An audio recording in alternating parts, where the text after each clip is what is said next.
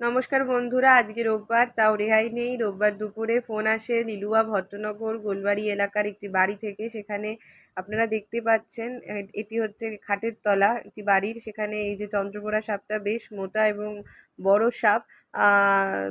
যাই হোক, বাড়িতে ঢুকে গেছে। তো ফোন আসে, আমি যাই সাপটাকে রেস্কিউ করতে। অনেক খাটনি হয়েছে, মানে বেশ খাটনি হয়েছে। যাই হোক, সাপটাকে রেস্কিউ করলাম। রেস্কিউ করে এবার বাড়ির পথে আনা আর কি। তো যথারীতি এই যে এখানে আছে সাপ চন্দ্রবোরা, যেটা শুনলেই মানুষ ভয় পায়। ফার্স্টে একটা আতঙ্ক এবং মেরে ফেলার যে প্রবণতা।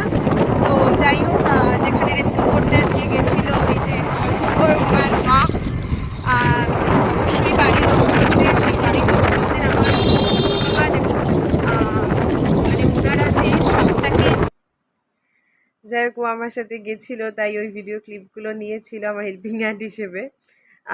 এই এসছে, বন দপ্তরের লোক এসছে, তাই আমি ওদের হাতে হ্যান্ড ওভার করে দিলাম সাপটিকে। আপনারা দেখুন, এই যে বার করছি ব্যাগ থেকে সাপটাকে।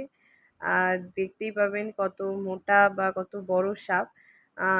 ওরা এলো, এসে তারপর সাপটাকে ওরা নিয়ে গেল।